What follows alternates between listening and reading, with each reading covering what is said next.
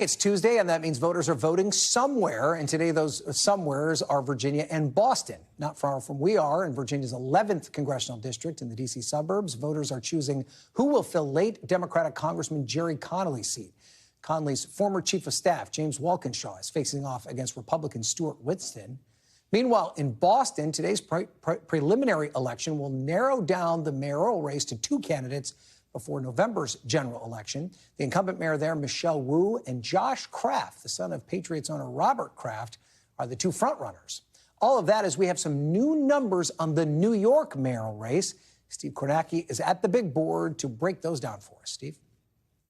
All right, new poll finds that Zohran Mamdani, the Democratic nominee for mayor of New York City, may still be beatable this November. Take a look at it and you see these numbers. You say, what the heck are you talking about, beatable? He's up almost 2-1 over his nearest foe, Andrew Cuomo, running as an independent, Curtis Sliwa, the Republican, Eric Adams, the current mayor, also running as an independent. So why would you say Mamdani could still be beatable? Well, number one, think of it this way. He is the Democratic nominee in one of the most Democratic cities in the country, and he's under 50% at this point. So just the fact that there is this much opposition to him suggests there's a big chunk of the electorate he hasn't made the sale with yet. So what's sustaining Mamdani now is not only is the opposition divided among three candidates, but the opposition's unpopular. Look at this. Only 30% favorable for Sliwa, 37% for Cuomo, 29% for Adams. Meanwhile, Mamdani is 52% favorable. So he's got divided, unpopular opposition. And as long as that's the case, he's probably going to coast in this race.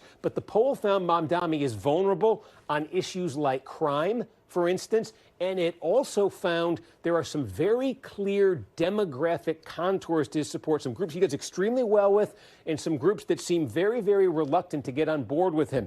Take a look at one here. It's age. Look at this. Voters under 45, 67% are going for Mamdani. You go past that, suddenly his support cuts in half, and the other candidates come to life. There are a lot of voters 45 and older. So there's an age dynamic to this. There's a class dynamic. Mamdani doing much better with college grads than folks who don't have four-year degrees. A lot of blue-collar voters out there as well. So there are some demographic pools for his opponents to tap into. So who could potentially tap into that? This was an interesting question in the poll. They said, if you're not already backing the candidate, would you consider potentially backing that candidate? And look who's in first there. More than half who aren't now backing Cuomo say they could at least consider it. Only 34% who aren't now backing Mamdani say they could still get on board there. Room to grow for Cuomo, so that raises the question, what if somehow, you've heard this chatter, the opponents to Mamdani could get Sliwa and Adams out of the race and get a one-on-one with Cuomo and Mamdani? What would happen?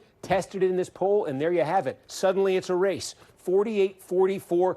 Cuomo would have a chance there if he could get in that scenario. Look, Adams has shown no willingness to do this so far. Neither has Sliwa. That would have to change. It may not change at all. But if it does, then yes, this poll shows Mamdani could be beatable still in New York. We thank you for watching. And remember, stay updated on breaking news and top stories on the NBC News app or watch live on our YouTube channel.